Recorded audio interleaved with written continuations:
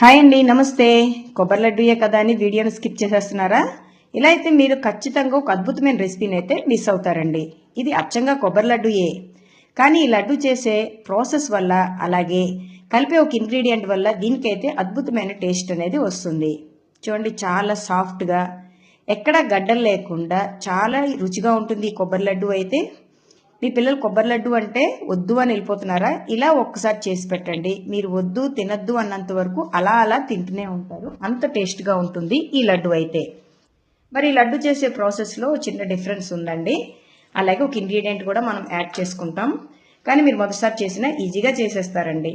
తప్పకుండా ఒకసారి ఈ వీడియోని చూడండి, అలాగే మీరు ట్రై చేయండి. మీ పిల్లలకి ఎలా నచ్చిందా లేదా అనేది నాకు కామెంట్లో తెలియచేయండి. మరి ఆలస్యం చేయకుండా ఎంతో టేస్టీగా ఈ కొబ్బరి లడ్డూని చేసేసే ఆ సింపుల్ ప్రాసెస్ ఏంటో ఈరోజు మనం వీడియోలో చూసేద్దాం. చూసిన తర్వాత తప్పకుండా లైక్ అయితే ఇవ్వండి ఫ్రెండ్స్. దీనికోసం అయితే ముందుగా కొబ్బరిని తీసుకోండి. ఇక్కడ నేను గుడి నుంచి తెచ్చిన కొబ్బరిని అయితే వాడుతున్నాను కాబట్టి కొంచెం పసుపు మార్కులు అయితే కనబడుతున్నాయి. వాష్ చేసేసాను, దీనివల్ల టేస్ట్ ఏమీ తేడా రాదు. ఇప్పుడు ఈ షెల్ నుంచి కొబ్బరిని మనం సెపరేట్ చేద్దాం. మీకు ఎలా ఈజీగా అనిపిస్తే అలాగా సెపరేట్ చేసేసుకోండి. నేను చిన్న ముక్కల కింద కట్ చేసుకొని మిక్సీలో వేసుకుంటున్నానండి. అలా అయితే నాకు ఈజీ అనిపిస్తుంది. మీకు ఎలా నచ్చితే అలా చేసేసుకోండి. మనకి కొబ్బరి అయితే రెడీ అయిపోయిందండి. దీన్ని ఇప్పుడు మెజర్ చేసుకుందాం. అన్నీ ఒకదాంతో మెజర్ చేసుకుంటే మనకి ఈజీ అవుతుంది. నేను ఇక్కడ ఒక టిన్తో మెజర్ చేస్తున్నాను. నాకు ఒక టిన్ నిండా అయితే కొబ్బరి వచ్చింది. ఇప్పుడు ఈ కొబ్బరిని పక్కన పెట్టేసుకుని స్టవ్ మీద ఒక కడాయిని పెట్టుకుని అది కొంచెం హీట్ అయిన తర్వాత దాంట్లో 1 టేబుల్ స్పూన్ నెయ్యిని అయితే యాడ్ చేసుకుందాం. ఇప్పుడు ఈ నెయ్యిని మొత్తం కడాయి అంతా పట్టించేయండి. మనం కొబ్బరి వేసిన వెంటనే అడుగు పట్టేయకుండా ఇది ఒక చిన్న టిప్ అనమాట. ఇప్పుడు మనం రెడీ చేసుకున్న కొబ్బరిని ఇందులో వేసేసుకుందాం. అలాగే అదే టిన్తో హాఫ్ కంటే కొంచెం తక్కువ వరకు నేను షుగర్ని వేసుకున్నాను. మీకు స్వీట్నెస్ ఎక్కువ కావాలి అనిపిస్తే హాఫ్ అయినా వేసేసుకోండి. అయితే దీంట్లో అస్సలు వాటర్ ఏమీ వేయొద్దండి. మనకు ఆల్రెడీ కొబ్బరిలోనే వాటర్ రిలీజ్ అవుతుంది కాబట్టి మనం దీన్ని వాటర్ వేయకుండా ఈ కొబ్బరి షుగరు బాగా కలిసేంత వరకు మీడియం ఫ్లేమ్లోనే పెట్టుకొని ఈ మొత్తాన్ని కలిపేసుకోండి.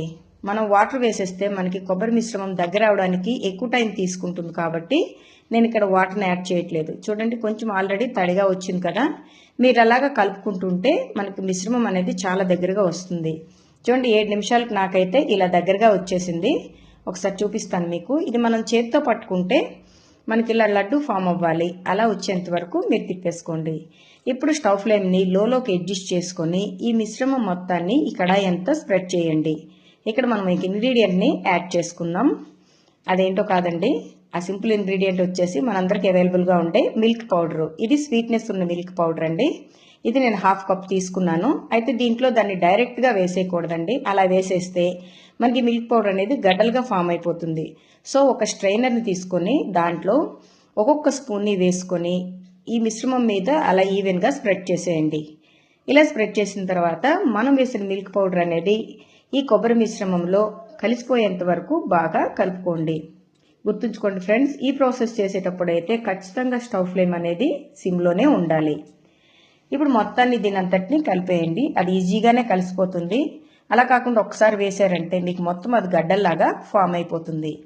ఇలా మొత్తం మనకి కలిసిపోయింది అని మీకు తెలిసిన తర్వాత మళ్ళీ స్టవ్ మీద అదే కడాయిలోని స్ట్రైనర్ని పెట్టుకొని మొత్తం ఇంకొకసారి కూడా ఒక స్పూన్ని వేసుకోండి. అలా ఒక్కొక్క స్పూన్ మాత్రమే వేసుకుంటూ ఈ మిల్క్ పౌడర్ మొత్తాన్ని దీంట్లో కలిపేసుకోవాలి.